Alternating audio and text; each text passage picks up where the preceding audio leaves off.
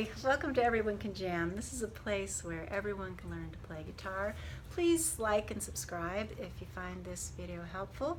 And you can sign up for my email list. My website is in the description under this video. I'll tell you more about the good things that happen when you're on my email list. Today I wanted to show you your third gateway chord. It's really hard to explain why I'm calling them gateway chords. I could tell you what the result is. What we're going to learn is something really easy to learn, and then we're going to build on it. And when we start building on our gateway chords, that really unlocks the gateway to understanding the galaxy of your fretboard.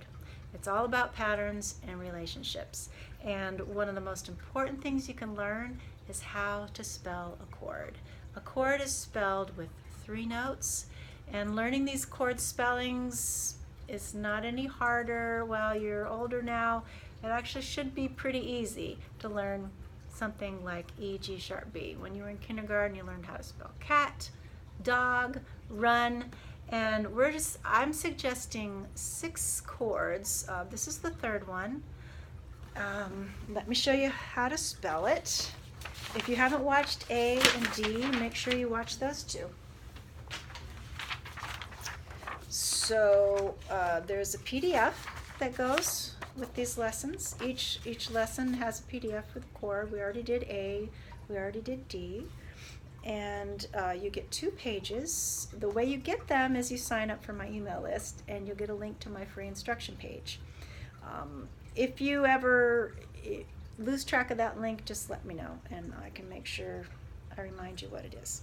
So on the free instruction page, you'll get a PDF. It's listed under guitar with the same title as the name of this video, and you'll get 2 pages, front and back, and you're going to want to print them front and back, probably on cardstock.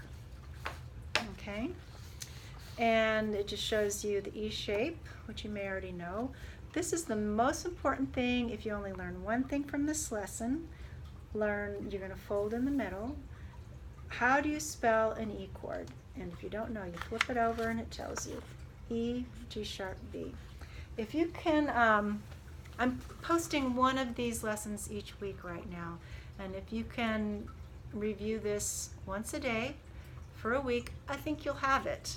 And I'm going to suggest 6 chords that will build on the knowledge of how to spell them, and something really fabulous is going to happen. I promise, but I can't explain it all in one lesson. The knowledge of how to spell a chord is going to help you in very many ways. So please trust me and quiz yourself. You could also just make flashcards if you don't want this whole thing, just flashcards with how do you spell E, and on the back, E, G sharp, B. Some of you are going to want to know why. It's not random at all. Let's look at, this is an E major scale. E, let me see, E, F sharp, G sharp, A, B, C sharp, D sharp, E. And these scales keep going, which is why I kept going. So there's not just, they don't just stop. E, F sharp, G sharp, A, B, C sharp, D sharp, E, F sharp, G sharp, A, and so on. So whenever you have an E major scale, any major scale, you take the 1st note, 3rd note, the 5th note, and that's how you spell that chord. So since we had an E major scale, this is how you spell an E major chord. And if you only learn one thing, learn how to spell an E chord. If you only learn one thing in this lesson, E chord, E chord is spelled E, G sharp, and B. And it's okay if everything else, it's okay if it starts to feel like too much. I'm also emphasizing in this series, it's important as a music student to know your own brain, like where you're at, how much you can take in right now. And when you start to feel overloaded, that's a good time to just keep what you've understood so far and let go of the rest, and then come back and get the rest later. And especially if you can use the knowledge that you keep, use it in a musical way. It's way different to memorize it and just say, okay, I get it, I know, but in order to be able to build on that knowledge, you have to use it. And if you use it in a musical way, then it will be more accessible to your brain when you need it later on. I'll explain more about that later. So if you only remember one thing today, remember how to spell an E chord, E, G sharp, B. And if you want to let go of the rest, get comfortable with letting go of the rest and come back later.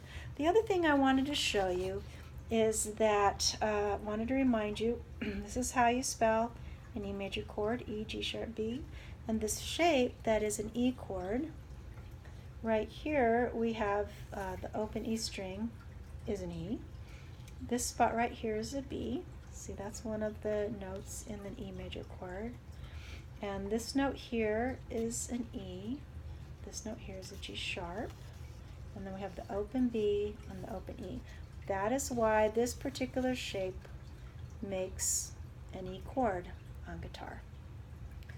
And it's not important to like memorize these notes right now. You can. I mean, of course, knowing the names of your notes is good, but just knowing that this is not random. What you do when you make a chord shape is that you're making the sounds. Each note that you're playing is either this one, or that one. Okay? So you can get that PDF again by signing up for my email list. And if you've already, gotten your welcome email and you lost track of that link or something, just let me know. And in our next gateway chord lesson, I don't know how to tell you without telling you. You just have to wait and see. But it's really cool. We're going to look at the F chord and know that all these shapes, even if you can't, and don't let F chord scare you, it's not important to physically be able to make them. If you can learn important knowledge about your fretboard, even if you can't make the shape. And the more knowledge you have about your fretboard, then you can innovate for yourself. And if you have a disability or a finger that doesn't work or a certain pain, or there are people who play phenomenal music with just 2 or 1 fingers, but you have to be able to be innovative. So even if you can't make the F chord, the next lesson will be about F chord, and you're going to learn something really cool from the F chord. And then I think you'll start to see why I'm so excited about the gateway chords and how they can just really unlock the gateway to understanding the galaxy of your fretboard. And I'll see you next time. Thanks for being here. Bye.